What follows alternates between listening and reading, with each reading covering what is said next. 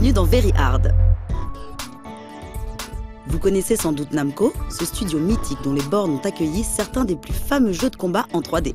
Cela tombe bien, car ce n'est précisément pas de ça dont je vais vous parler. Non, aujourd'hui, nous allons nous pencher sur son système d'arcade 2D le plus ingénieux et spectaculaire, le Namco System 2.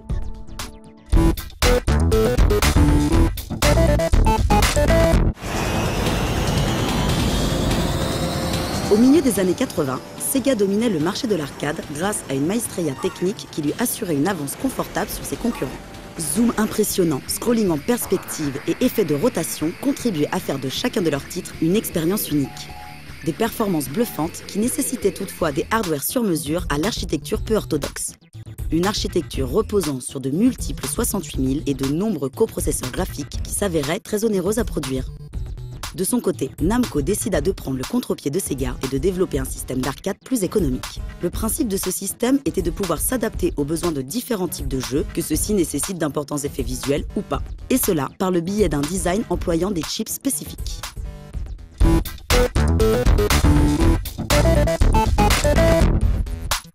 Le Namco System 2 sorti en fin d'année 1987. Il fut l'occasion pour son constructeur d'employer pour la première fois le fameux microprocesseur 68000.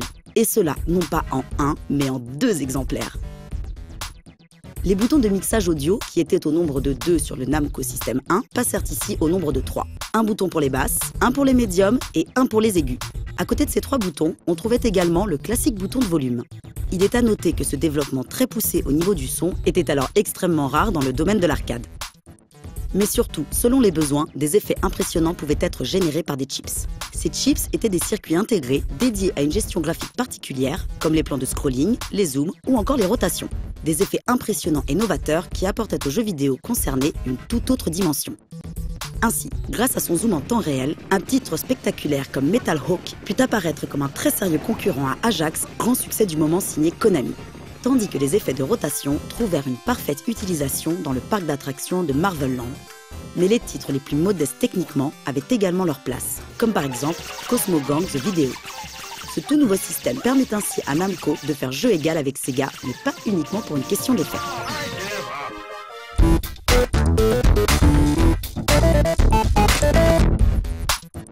Contrairement à Sega, qui misait avant tout sur une expérience inédite par le biais d'une borne dédiée à chaque jeu, Namco fit le choix de bornes standards et convertibles.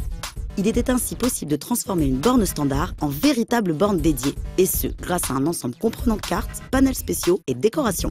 Certaines bornes dédiées d'autres constructeurs, comme Taito, pouvaient également être converties selon les envies.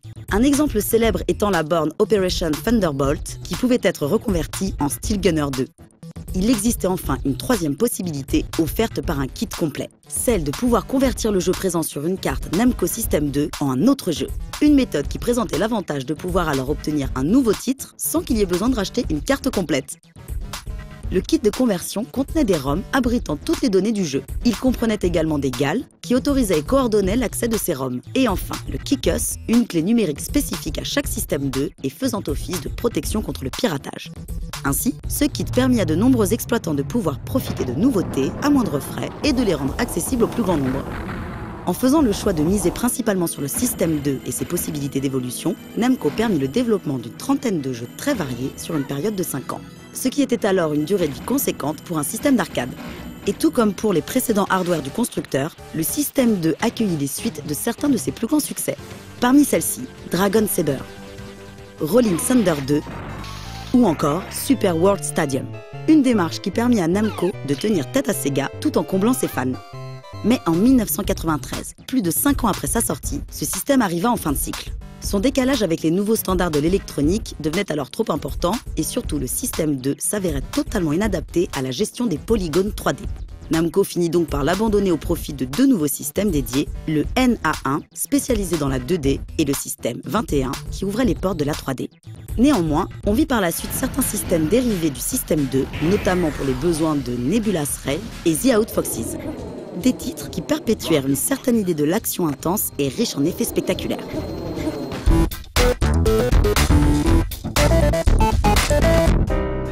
Le Namco System 2 restera dans l'histoire comme un des systèmes d'arcade les plus performants et les plus ingénieux jamais développés.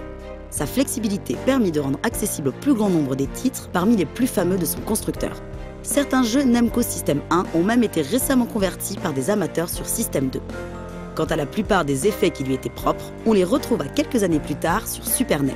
Mais ça, c'est une autre histoire.